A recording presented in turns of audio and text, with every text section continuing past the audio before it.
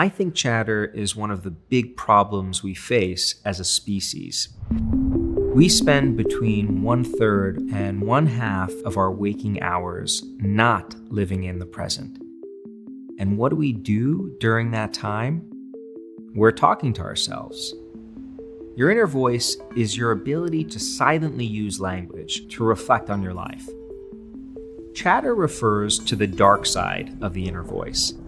When we turn our attention inward to make sense of our problems, we don't end up finding solutions. We end up ruminating, worrying, catastrophizing. We get stuck in a negative cycle that takes this remarkable tool that we possess, this inner voice, and it turns it into a curse rather than a blessing.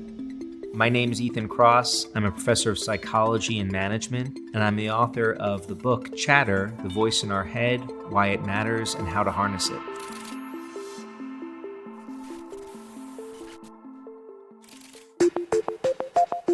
In terms of whether there's an evolutionary purpose to the inner voice, many scientists believe that language is a tool that helps us navigate the world. And our ability to use language not only to communicate with others, but to communicate with ourselves provides us with a survival advantage. It's an incredible problem-solving device.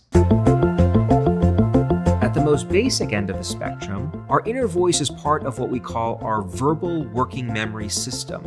It's a basic feature of the human mind that helps us keep verbal information active in our heads. Our inner voice also lets us simulate and plan. So before a big presentation, I'll go over in my head what I'm going to say. What are the different talking points that I'm going to run through? I'll hear what questions the audience is going to ask me, and then I'll respond in turn. I'm simulating that exchange, and I'm using my inner voice to help me do that. Our inner voice helps us control ourselves. Think about the last time you may have wanted to reach for a treat late at night, but then you think to yourself, don't do it. You'll regret it in the morning. That's your inner voice. And then finally, the inner voice helps us storify our lives. Many of us turn our attention inward to come up with some narrative that explains our experiences in ways that give shape to our understanding of who we are, our identity. So sometimes this inner voice can be an incredible source of help, but at other times, it can really sink us. First, it makes it incredibly hard for us to focus. Chatter consumes our attention. Chatter can also create friction in your relationships because you're talking about your problems over and over again and not being a great listener to others. It can also make us more irritable and lead to something called displaced aggression. Finally, we know that chatter can have severe negative physical health effects. You've probably heard that stress kills. That's not exactly true. A stress response is a really adaptive response. What makes stress toxic is when it remains chronically elevated over time. This is precisely what chatter does. We experience a stressor in our life, it then ends, but in our minds, our chatter perpetuates it. We keep thinking about that event over and over and over again. And that keeps that stress response active in ways that can predict things like cardiovascular disease, chronic inflammation, and even cancer. It's hard to overstate how negative the implications of chatter can be. The good news is there is a science-based toolkit that you can use to regain control of your inner voice. There are things we can do on our own, ways of harnessing our relationships with other people, and even ways of interacting with physical environments.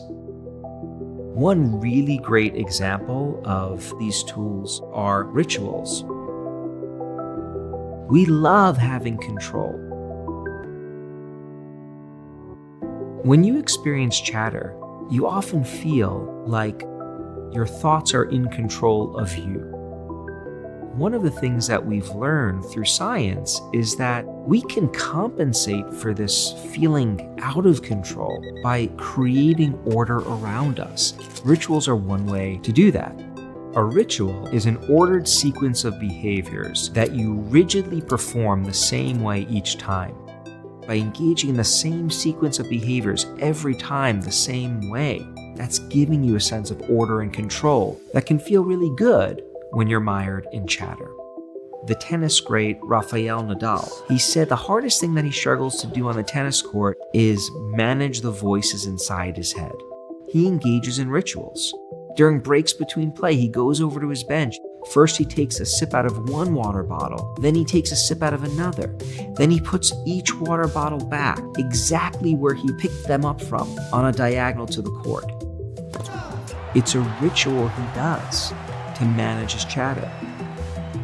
There are no individual tools that work for all people in all situations to help manage your chatter. Instead, the real challenge is to figure out what are the unique combinations of tools that work best for you.